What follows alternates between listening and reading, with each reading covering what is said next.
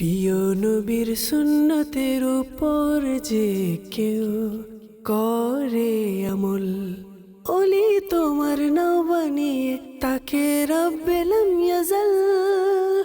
আলহামদুলিল্লাহি রাব্বিল আলামিন ওয়াসসালাতু ওয়াসসালামু আলা সাইয়্যিদিল মুরসালিন আম্মা বা'দ ফাআউযু বিল্লাহি মিনাশ শাইতানির রাজীম বিসমিল্লাহির রহমানির রহিম আসসালাতু ওয়াসসালামু আলাইকা ইয়া রাসূলুল্লাহ ওয়া আলা আলিকা ওয়া সাহাবিকা ইয়া হাবিবাল্লাহ আসসালাতু ওয়াসসালামু আলাইকা ইয়া নবিয়াল্লাহ ওয়া আলা আলিকা ওয়া সাহাবিকা ইয়া নূরাল্লাহ।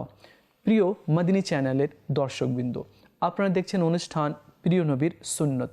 আজকেও আমরা একটি সুন্নত নিয়ে আলোচনা করব, তা হচ্ছে মুসলমানের মন খুশি করা। আল্লাহ নবী সাল্লাল্লাহু আলাইহি ওয়াসাল্লামের এটা প্রিয় সুন্নতও রয়েছে। আল্লাহ নবী সাল্লাল্লাহু আলাইহি ওয়াসাল্লাম মুসলমানের মন খুশি করতেন, দান করতেন, পরামর্শের মাধ্যমে, উপদেশের মাধ্যমে তাদেরকে খুশি রাখতেন। তো আমরা মুসলমান রয়েছি, এই আমলও আমাদেরকে করতে হবে, আর এই সুন্নতের উপরেও আমাদেরকে চলতে হবে। যদি আমরা মুসলমানকে খুশি করি তো সুন্নতের সওয়াবও পাবো, আর আল্লাহ তাআলার দয়ারও আমরা অধিকারী হয়ে যাব। অনুষ্ঠানের শুরুতে চলুন আগে আমরা দরুদ শরীফের একটি ফজিলত শ্রবণ করে নিই। আমরা জানি আল্লাহ নবী সাল্লাল্লাহু আলাইহি ওয়াসাল্লাম এর নুরানি দরবারে দরুদ শরীফ পাঠ করার অসংখ্য ফজিলত এবং বরকত রয়েছে। সুবহানাল্লাহ। হযরতে আলী রাদিয়াল্লাহু তাআলা আনহু বলেন, আল্লাহ তাআলা জান্নাতে একটি গাছ বৃক্ষ সৃষ্টি করেছেন, যার ফল আপেলের চেয়ে বড় এবং আনার ফলের চেয়ে ছোট্ট, মাখমের চেয়েও নরম, মধুর চেয়েও মিষ্টি এবং মেশকের চেয়েও সুগন্ধিময়। সেটার শাখাগুলো মুক্তার, দেহ স্বর্ণের এবং পাতাগুলো পদ্মরাগের। সেই বৃক্ষের ফল শুধুমাত্র সেই ব্যক্তি খেতে পারবে যে রাসূলুল্লাহ সাল্লাল্লাহু আলাইহি ওয়াসাল্লাম এর উপর অধিক হারে দরুদ শরীফ পাঠ করবে। সুবহানাল্লাহ। প্রিয় মদিনী চ্যানেলের দর্শকবৃন্দ, কে চায় না? সবাই চায় কি যাতে করে ওই বৃক্ষের ফল আমি খেতে পারি। তো আমাদেরকে বেশি পরিমাণে দরুদ শরীফ পাঠ করতে হবে। দেখুন, আমাদের উচিত চলতে ফিরতে উঠতে বসতে নবী সাল্লাল্লাহু আলাইহি ওয়াসাল্লামের নুরানি দরবারে দরুদ শরীফ পাঠ করা। একা একা কোথাও হেঁটে যাচ্ছি, আল্লাহ নবী সাল্লাল্লাহু আলাইহি ওয়াসাল্লামের উপরে দরুদ শরীফ পাঠ করতে করতে আমরা চলে যাব, কেউ তো নেই সঙ্গে। আল্লাহ নবী সাল্লাল্লাহু আলাইহি ওয়াসাল্লামের নুরানি দরবারে দরুদ শরীফ পাঠ করি, ঘুমাচ্ছি, ঘুম আসছে না, বসে যাই বিছানাতে, আর মদিনা তৈয়বার দিকে নিজের চেহারা করে দরুদ শরীফ পাঠ করি। তো ইনশাআল্লাহ আজ্জা ওয়া জাল অনেক আমরা লাভবান হব, দুনিয়াতেও এবং আখিরাতেও। চলুন আমরা সবাই মিলে নিয়ত করে নিই, এখন থেকে আমরা আমাদের নবীর উপরে বেশি পরিমাণে দরুদ শরীফ পাঠ করব ইনশাআল্লাহ আজ্জা ওয়া জাল। সাল্লু আলাল হাবিব সাল্লাল্লাহু তাআলা আলা মুহাম্মদ সাল্লাল্লাহু আলাইহি ওয়াসাল্লাম। হিকায়াতে আর নসিহতে একটি বই রয়েছে, তার 455 পেজের মধ্যে রয়েছে এক গরিব ব্যক্তি, ফকির ব্যক্তি রোজা রাখলো নিজের পরিবারদেরকে নিয়ে। ইফতারের ব্যবস্থার জন্য সে বাইরে বের হলো যাতে করে কিছু ব্যবস্থা হয়ে যায়, কিন্তু কোথাও হলো না। এরপর সেই গরিব ব্যক্তি, মিসকিন ফকির ব্যক্তি এক স্বর্ণকারের দোকানে গেল। দেখলো স্বর্ণকার একটি চামড়াতে নিজের অলংকারগুলো রাখছে। সেই গরিব ব্যক্তি বলল, ভাই আমাকে 1 টাকা দাও, আমি তোমার জন্য দোয়া করব। কিন্তু স্বর্ণকার তার কথায় ভ্রুক্ষেপ করল না, নিজের চেহারা ফিরিয়ে নিল। আবার সেই ভিক্ষুক 1 টাকা চাইল, কিন্তু সে দিল না এবং তাকে তাড়িয়ে দিল। এই দৃশ্য পাশের এক দোকানদার দেখছিল। সে ভিক্ষুক যখন দোকান থেকে বাইরে বের হলো, তখন পাশের যে দোকানদার ছিল সে অমুসলিম ছিল। সে অমুসলিম বলছে, কি হলো, তোমার মন খারাপ কেন? আমার প্রতিবেশী দোকানদার কি বলেছে? তো সে বলল কি আমি 1 টাকা চেয়েছিলাম তার কাছ থেকে, কিন্তু সে আমাকে দেয়নি। আমি রোজা রেখেছি এবং আমার পরিবারের লোকেরাও রোজা রেখেছে, তো খাবারের কোনো ব্যবস্থা হয়নি। তো সেই অমুসলিম ব্যক্তি তাকে 10 দিরহাম দিল আর বলল, এই নাও, খাবারের ভালো আয়োজন করো, ব্যবস্থা করো, খুশি হয়ে যাও, আমি তোমাকে নিজের স্বেচ্ছায় খুশি হয়ে তোমাকে দিচ্ছি। সে গরিব ব্যক্তি 10 দিরহাম নিয়ে খুশি হয়ে নিজের বাড়িতে চলে গেল। যখন রাত হলো, তখন সেই স্বর্ণকার যে তাড়িয়ে দিয়েছিল ফকিরকে, সে স্বপ্ন দেখছে কিয়ামত কায়েম হয়ে গেছে, মাথার উপরে সূর্য আছে, মানুষ ছুটাছুটি করছে। এমন সময় স্বর্ণকারকে পিপাসা লেগে গেল। সে দেখলো একটি মুক্তার মহল আছে। সে মহলের দরজার পাশে দাঁড়িয়ে বলল, হে মহলের মালিক, আমাকে পিপাসা লেগেছে, আমাকে পানি পান করাও। তো অদৃশ্য থেকে আওয়াজ ভেসে আসলো, হে স্বর্ণকার, কাল পর্যন্ত এই মুক্তার মহল তোমারই ছিল, কিন্তু এখন এই মহল, জান্নাতের এই মুক্তার মহল ওই ব্যক্তির হয়ে গিয়েছে যে ওই গরিবকে দান করেছে, তার মন খুশি করেছে। আল্লাহ তাআলা তার নামে এই মহল করে দিয়েছে। যখন তার ঘুম ভাঙল, তো তাড়াতাড়ি সেই অমুসলিমের কাছে গেল আর গিয়ে বলল, ভাই, কালকে যে ফকিরকে তুমি 10 দিরহাম দিয়েছিলে, আমি তোমাকে 100 দিরহাম দিচ্ছি, তুমি 100 দিরহাম নিয়ে নাও, আর ওই 10 দিরহাম যে তুমি দিয়েছিলে ওই ফকিরকে, তার সওয়াবটা তুমি আমাকে দিয়ে দাও। তখন সে অমুসলিম বলল, এটা কখনোই হতে পারে না, তুমি যদি 1 লক্ষ দিরহামও আমাকে দাও, তারপরেও সেই 10 দিরহামের সওয়াব আমি তোমাকে দিতে পারবো না। হ্যাঁ, তুমি কেন এসেছো আমি জানি, রাত্রে তুমি স্বপ্ন দেখেছো, মুক্তার মহল দেখেছো, যার কারণে আমার কাছে তুমি এসেছো। খোদার কসম, আমি তোমাকে কখনোই ওই সওয়াব আমি দিব না। আর তুমি সাক্ষী হয়ে যাও, আমি আল্লাহর উপরে এবং তার রসুলের উপরে আমি ঈমান নিয়ে এসেছি, আর আমি মুসলমান হয়ে গিয়েছি। সুবহানাল্লাহ। প্রিয় মদিনী চ্যানেলের দর্শকবৃন্দ, আপনারা দেখলেন যে কোনো মুসলমানের মন খুশি করবে তো আল্লাহ তাআলা তাকে দুনিয়াতে এবং আখিরাতে সম্মানিত করবে। আল্লাহ যদি চায় তো তাকে জান্নাতের মধ্যে উচ্চ মর্যাদাও দান করতে পারে।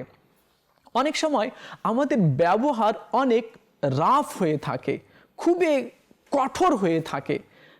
অনেকে দেখা যায়, অনেক সময় আমরা দেখতে পাই, দোকানদার বসে আছে দোকানে, কোনো ভিক্ষুক বা কোনো পাগল বা কোনো অসহায় ব্যক্তি যখন তাদের কাছে হাত পাতে, তো তাদেরকে একেবারে খুব কঠোরভাবে আর অপমান করে তাকে দোকান থেকে তাড়িয়ে দেয়, দূর এখান থেকে, চলে যায় এখান থেকে, কেন এসেছিস।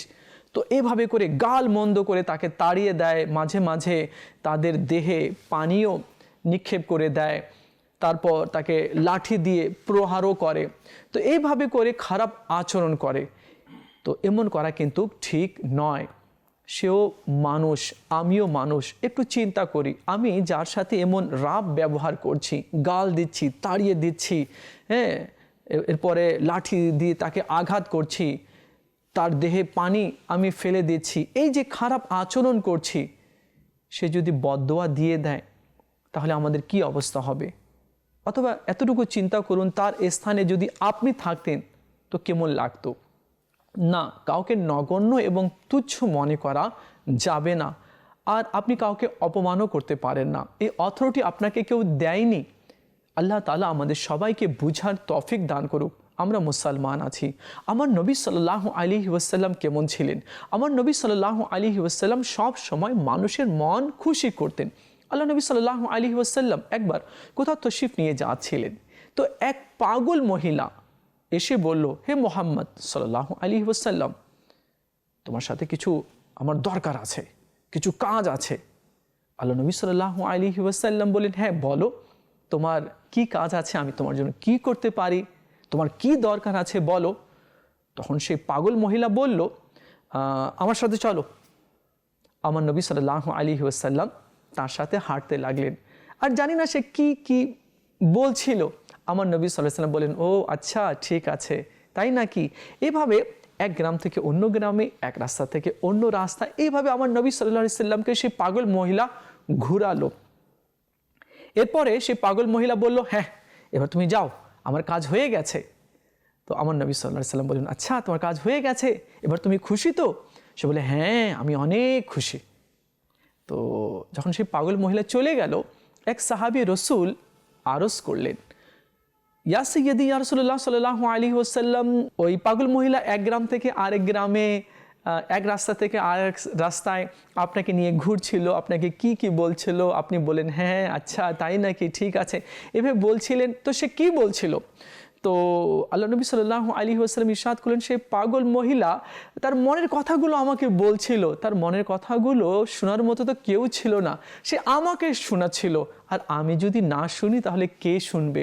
আমি তার মন খুশি করার জন্য এমনটি করেছি। সুবহানাল্লাহ, সুবহানাল্লাহ। আমার নবী সাল্লাল্লাহু আলাইহি ওয়াসাল্লামের সুন্দর আচরণ দেখুন।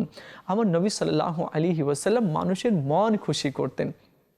আর আজ আমরা নিজের পরিবারের লোকদেরকে খুশি করতে পারি না।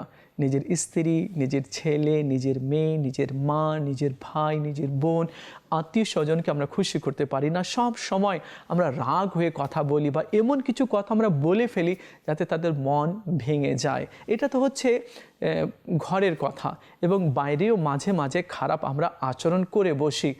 তো এমন করা কিন্তু ঠিক নয়, আমাকেও মরে যেতে হবে, এবং যার সাথে যা ব্যবহার করেছি এর হিসেব কিন্তু আমাদেরকে দিতে হবে। শেখ তরিকত আমির আহলে সুন্নত হজরত আল্লামা মৌলানা মোহাম্মদ ইলিয়াস আত্তান কাদরি দামাত বরকাতুহুল আলিয়া বলেন, জাহান্নামের যে আজাব আছে, এই জাহান্নামের আজাব থেকে 1 সেকেন্ডের আজাব, আর 1 সেকেন্ডকে যদি লক্ষ ভাগ করা হয়, ওই 1 সেকেন্ডের লক্ষ ভাগের 1 ভাগও কেউ ওই আজাব সইতে পারবে না। তো আমাদেরকে ভয় করা উচিত, আমি কার সাথে কেমন ব্যবহার করছি। আল্লাহ তাআলা আমাদের সবাইকে ভালো আমল করার আর মানুষকে খুশি করার আল্লাহ আমাদের সবাইকে তৌফিক দান করে দিক। আল্লাহ নবী সাল্লাল্লাহু তাআলা আলাইহি ওয়াসাল্লাম ইরশাদ করেন, আল্লাহ পাকের নিকট ফরজ সমূহে আদা করার পর সবচেয়ে উত্তম আমল হলো মুসলমানের মন খুশি করা। সুবহানাল্লাহ। আরেক জায়গায় আল্লাহ নবী সাল্লাল্লাহু আলাইহি ওয়াসাল্লাম ইরশাদ করেন, নিশ্চয়ই মাগফিরাতকে ওয়াজিব করে দেওয়ার জিনিস সমূহের মধ্যে তোমাদের আপন মুসলমান ভাইয়ের মন খুশি করাও রয়েছে। সুবহানাল্লাহ। আরেক জায়গায় আল্লাহ নবী সাল্লাল্লাহু আলাইহি ওয়াসাল্লাম ইরশাদ করেন, যে ব্যক্তি কোনো মুসলমানকে খুশি করলো সে আল্লাহ পাককে খুশি করলো। সুবহানাল্লাহ, সুবহানাল্লাহ, সুবহানাল্লাহ। দেখুন, আমরা অনেক সময় বেড়াতে যাই, তো যার বাড়িতে যাচ্ছি তো তার জন্য কিছু গিফট নিয়ে যাই, কিছু উপহার নিয়ে যাই যাতে সে খুশি হয়ে যায়, আর তার বাড়িতে গিয়ে কিছু ভালো ভালো তার সাথে কথা বলি যাতে সে আপনাকে বারবার মিস করে আর বলতে বাধ্য হয়। না, সে যখন আসে না এত সুন্দর সুন্দর কথা বলে, আমার মন ভরে যায়, আমাকে খুব ভালো লাগে।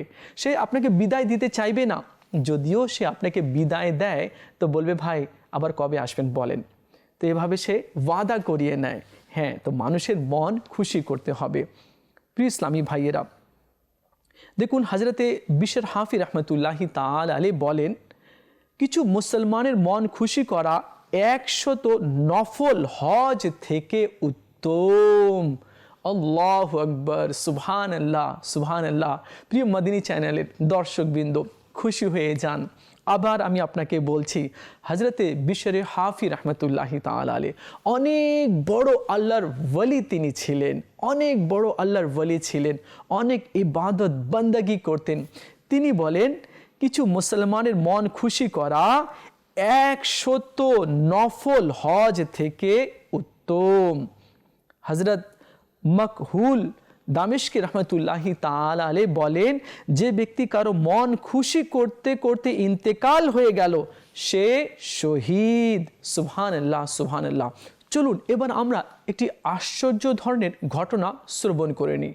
আমাদের আমিরুল মুমিনিন ফারুক আজম রাদিয়াল্লাহু তাআলা আনহু কেমন ছিলেন? আমরা তো জানি অনেক তিনি দয়ালু ছিলেন, আর তিনি ন্যায় বিচার করতেন, অনেক ইবাদত বন্দেগী করতেন, আর তিনি এমন সাহাবী রসুল যাকে দুনিয়াতেই জান্নাতের সুসংবাদ শুনিয়ে দেওয়া হয়েছিল।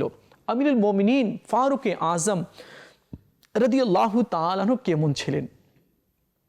এক রাতে আমিরুল মুমিনিন হযরত ফারুক আজম রাদিয়াল্লাহু তাআলা আনহু মদিনা মনোয়ারায় হাঁটছিলেন। কোনো একটি তাঁবুর দিকে তার দৃষ্টি পড়ে। যখন নিকটে গেলেন তো তিনি কাউকে কষ্টে পতিত হওয়ার আওয়াজ শুনলেন। সেই তাঁবুর বাইরে একজন ব্যক্তি বসা ছিল। তিনি রাদিয়াল্লাহু তাআলা আনহু তাকে সালাম করলেন। সে সালামের উত্তর দিল, কিন্তু চিনতে পারল না কি ইনি আমিরুল মোমিনিন ওমরে ফারুক রাদিয়াল্লাহু তাআলা আনহু আছেন। তো ওমরে ফারুক রাদিয়াল্লাহু তাআলা বললেন কি এই চিৎকারের আওয়াজ কোত্থেকে আসছে, কে আছে এই তাঁবুতে? তখন সে ব্যক্তি বলল, এই তাঁবুতে আমার স্ত্রী রয়েছে আর তার গর্ভে বাচ্চা আছে, সময় হয়ে গেছে বাচ্চা হওয়ার, কিন্তু কেউ আশেপাশে নেই যাকে আমি বলি যাতে করে একটু তাকে সহযোগিতা করে দেয়, আশেপাশে কোনো মহিলাও নেই, কোনো দায় নেই। তো ফারুক আজম রাদিয়াল্লাহু তাআলা আনহু বলেন, ভাই তুমি একটু দাঁড়াও, আমি আসছি। তিনি ঘরে গেলেন আর নিজের স্ত্রীকে গিয়ে বললেন, তোমার কি নেকির প্রয়োজন আছে? তো তিনি বললেন, নিশ্চয়ই, নেকির প্রয়োজন কার নেই, সবারই নেকির প্রয়োজন রয়েছে। নেকি করতে চাও? বলে, হ্যাঁ আমি নেকি করতে চাই। বলে, তাহলে চলো আমার সাথে। এক বোন আছে যার বাচ্চা হওয়ার সময় হয়ে গেছে, কিন্তু আশেপাশে কোনো মহিলাও নেই, হয়তো তারা মুসাফির আছে, আর তোমাকে এই কাজ করতে হবে। তো আমিরুল মোমিনিন ফারুক আজম রাদিয়াল্লাহু তাআলা আনহুর স্ত্রী, উনি রানী, তারপরেও তিনি কিছু জিনিসপত্র নিলেন। এরপরে আমিরুল মোমিনিন রাদিয়াল্লাহু তাআলা আনহুর সাথে অগ্রসর হলেন। যখন তাদের নিকট পৌঁছলেন তো ওমরে ফারুক রাদিয়াল্লাহু তাআলা বললেন, ওই তাঁবুতে চলে যাও। তো তিনি গেলেন। এদিকে ওমরে ফারুক রাদিয়াল্লাহু তাআলা আনহু পাত্র নিলেন, কিছু রান্না করলেন। যখন রান্না হয়ে গেল তো তাঁবু থেকে আওয়াজ আসলো, ইয়া আমিরুল মোমিনিন, আপনার বন্ধুকে বলে দিন ছেলে হয়েছে। যখন সে ব্যক্তি মুসাফির শুনল, আরে ইনি আমিরুল মোমিনিন ওমরে ফারুক, সঙ্গে সঙ্গে পিছনে সরে গেল। তো আমিরুল মোমিনিন বললেন, ভয় করার কোনো কারণ নেই, তুমি পিছনে কেন চলে গেলে, কাছে আসো। এরপরে নিজের হাত দিয়ে যে রান্না করেছিলেন ফারুক আজম রাদিয়াল্লাহু তাআলা আনহু, তাকে খেতে দিলেন আর বললেন, তোমার স্ত্রীকে যাও তাকে খেতে দাও, কালকে আমার দরবারে আসবে। যখন রাত অতিবাহিত হয়ে গেল, সকাল হলো, তখন ওই ব্যক্তি বাচ্চা নিয়ে আসলো। তখন আমিরুল মোমিনিন ওমরে ফারুক রাদিয়াল্লাহু তাআলা তাকে কিছু দান করলেন এবং বাচ্চার ভরণ পোষণেরও তিনি মালে গনিমত থেকে ব্যবস্থা করে দিলেন। প্রিয় মদিনী চ্যানেলের দর্শকবৃন্দ, দেখুন আমিরুল মোমিনিন অর্ধ পৃথিবীর বাদশাহ, তার স্ত্রী রানী, তো তিনি ডেলিভারির কাজ করলেন, এক মহিলাকে সহযোগিতা করলেন। এমন মন মানসিকতা অনেকেরই নেই। আল্লাহ তাআলা আমাদের সবাইকে, আমাদের আসলাফ, আমাদের বুজুর্গানে কেরাম, আমাদের সাহাবা কেরাম, তাবিন, তাবা তাবিন, ইনাদের চরিত্র, ইনাদের আখলাক, ইনাদের ব্যবহার নিজেদের মধ্যে কপি করার এবং অনুসরণ করার, আমল করার আল্লাহ আমাদের সবাইকে তৌফিক দান করে দিক। দেখুন, আমরা প্রায় অনেক গরিবকে বা অসহায়কে আমরা তুচ্ছ করি, আমরা অবহেলা করি, তাদেরকে তাড়িয়ে দিই, তাদেরকে কোনো গণ্যই আমরা করি না। তো এমনটি করা কিন্তু ঠিক নয়। আল্লাহ নবী সাল্লাল্লাহু আলাইহি ওয়াসাল্লাম গরিবদের দাওয়াত কবুল করতেন, গোলামদের বাড়িতে যেতেন, তাদের দাওয়াত কবুল করতেন, তাদের সাথে বসতেন, খেতেন। বড় পীর আব্দুল কাদের জিলানী রহমতুল্লাহি তাআলা আলাইহি গরিবদের দাওয়াত কবুল করতেন, তাদের মাঝে বসতেন, তাদেরকে সম্মান দিতেন। কিন্তু আজ আমাদের যা অবস্থা আছে, আমরা কাউকে সম্মান তো দেওয়ার দূরের কথা, আমরা ডিগ্রেড করতে বেশি পছন্দ করি। অনেকেই মানুষকে ডিগ্রেড করে, অসম্মান করে, মনে কষ্ট দেয়। তো এটা ভালো আমল না। আমার নবী সাল্লাল্লাহু আলাইহি সাল্লামের সুন্নত হচ্ছে মানুষের মন খুশি করা, সেটা ধনী হোক, গরিব হোক, ফকির হোক, মিসকিন হোক, প্রতিবেশী হোক, যে হোক না কেন, তার সাথে ভালো কথা বলতে হবে এবং তার মন খুশি করতে হবে। যদি আমরা কারো মন খুশি করতে সক্ষম হয়ে যাই, তাহলে আল্লাহ তাআলার রহমতের আমরা হকদার হয়ে যাব। সাল্লু আলাল হাবিব সাল্লাল্লাহু তাআলা আলা মুহাম্মদ সাল্লাল্লাহু আলাইহি ওয়াসাল্লাম। প্রিয় মদিনী চ্যানেলের দর্শকবৃন্দ, আপনারা দেখছেন অনুষ্ঠান প্রিয় নবীর সুন্নত, আর এই অনুষ্ঠানে আমরা শুনছি মানুষের মন খুশি করা। হ্যাঁ, মন খুশি করাও আমার নবী সাল্লাল্লাহু আলাইহি ওয়াসাল্লামের সুন্নত রয়েছে। দেখুন, ইমামে হাসান রাদিয়াল্লাহু তাআলা আনহু, ইমাম হুসাইন ছোট ভাই, ইমামে হাসান বড় ভাই। আর ইমামে হাসান রাদিয়াল্লাহু তাআলা আনহুর চরিত্র অনেক মর্যাদাপূর্ণ ছিল, অনেক ঊর্ধ্বে ছিল। ইমামে হাসান রাদিয়াল্লাহু তাআলা আনহু একবার কোথাও যাচ্ছিলেন, দেখলেন কিছু মিসকিন আছে, তারা রুটি খাচ্ছিল। তো মিসকিন গরিবরা বলল কে, হে ইমামে হাসান, আসুন আপনিও আমাদের সাথে একটু খেয়ে নিন। তো ইমামে হাসান রাদিয়াল্লাহু তাআলা আনহু তাদের সাথে তাদের মন রক্ষা করার জন্য, তাদেরকে খুশি করার জন্য কিছু খেয়ে নিলেন, যাতে সে কষ্ট না পায়, ঘৃণা করলেন না। আল্লাহু আকবার। ইমামে হাসান রাদিয়াল্লাহু তাআলা আনহু হযরতে আলী রাদিয়াল্লাহু তাআলা আনহুর ছেলে, বড় ছেলে। দেখুন মানুষের মন কীরূপ খুশি করলেন, গরিব মিসকিনের মন খুশি করলেন, তাদের সাথে বসে কিছু খেয়ে নিলেন।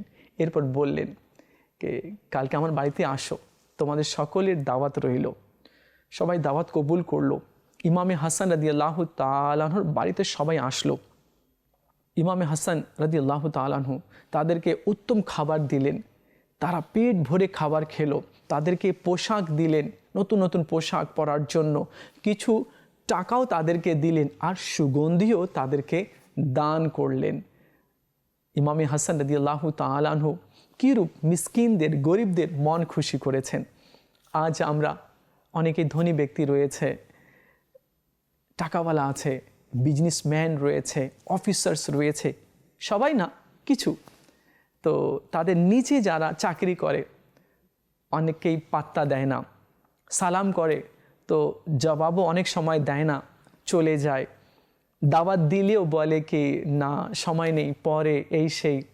তো গরিবদেরকে অনেক লোক আছে, বড় লোক, তারা নিজের খাতায় হিসাব করে না, তাদেরকে এড়িয়ে চলে।